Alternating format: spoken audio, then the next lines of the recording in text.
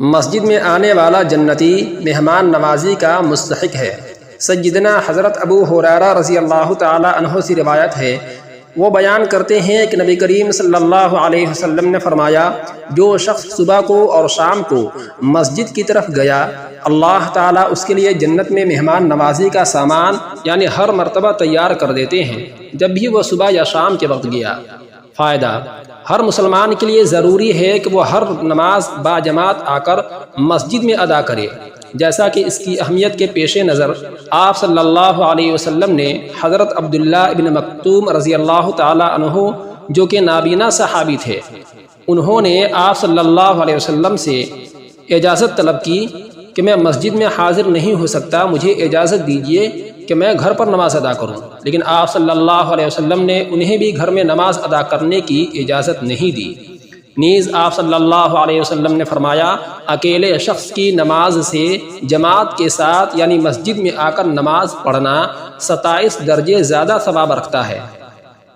حضرت ابو سعید خدری رضی اللہ تعالی عنہ سے روایت ہے، وہ بیان کرتے ہیں کہ رسول اللہ صلی اللہ علیہ وسلم نے فرمایا، جب تم کسی شخص کو مسجد کی خبر گیری کرتے ہوئے دیکھو تو اس کے ایمان کی گواہی دے دو۔ یہاں خبر گیری کرنے سے مراد یعنی مسجد میں آتے جاتے دیکھو، نماز پڑھتے دیکھو تو اس کی ایمان کی گواہی دو۔ حضرت انس رضی اللہ تعالی عنہ سے روایت ہے، وہ بیان کرتے ہیں کہ رسول اللہ صلی اللہ علیہ وسلم نے فرمایا، جس شخص نے رضائے الہی کے لیے 40 دن باجماعت مسجد میں نماز ادا کی اور تکبیر اولیٰ حاصل کی تو اس کے لیے 2 چیزوں سے برات لکھ دی جاتی ہے۔ نمبر 1 آتش جہنم سے برات، نمبر 2 نفاق سے برات۔ حضرت ابو موسیٰ اشعری رضی اللہ تعالی عنہ سے روایت ہے، وہ بیان کرتے ہیں کہ رسول اللہ صلی اللہ علیہ وسلم نے فرمایا، بلا شبہ نماز میں لوگوں میں سب سے زیادہ اجر کا مستحق وہ شخص ہے جو ان میں سب سے زیادہ دور ہو، اس کی طرف یعنی مسجد کی طرف چل کر آتا ہے۔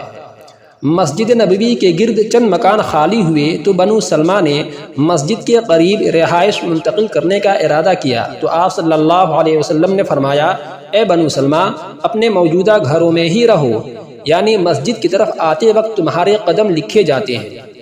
مسجد میں آنے کی فضیلت کو بیان کرتے ہوئے آپ صلی اللہ علیہ وسلم نے فرمایا کہ جو بندہ مسجد کی طرف آتا ہے تو اس کے ایک قدم کے بدلے اس کا گناہ مٹا دیا جاتا ہے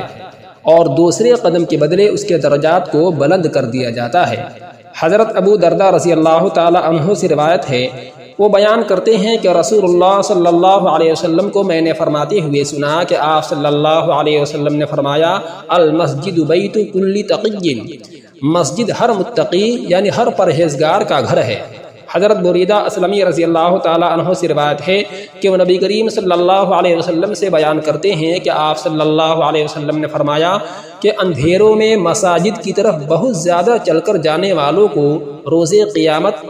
مکمل نور کی بشارت دے دو، یعنی قیامت کے دن میں مکمل نور کی بشارت دے دو۔ یہی نور روز قیامت مومنین کا زیور بنا ہوگا، جیسا کہ اللہ تعالیٰ نے سورۃ الحدید آیت نمبر 12 میں ذکر کیا ہے۔ لیکن آج کی موجودہ دور میں